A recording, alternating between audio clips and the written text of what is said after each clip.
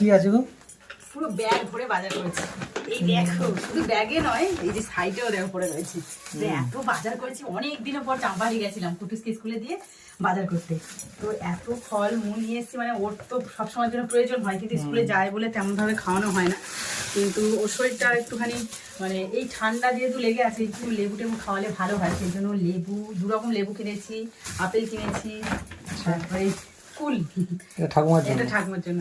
আর এই দেখ ডিম কড়াই কিনেছি, কড়াইশুঁটি, বেদানা, আচ্ছা শেষ করতে পারবো না, চাল, চাউমিন, পরপর শুধু বেরোতে থাকতে। এই দেখ পাস্তা, এটা দই, আইসক্রিম দই। দেবো না জানো।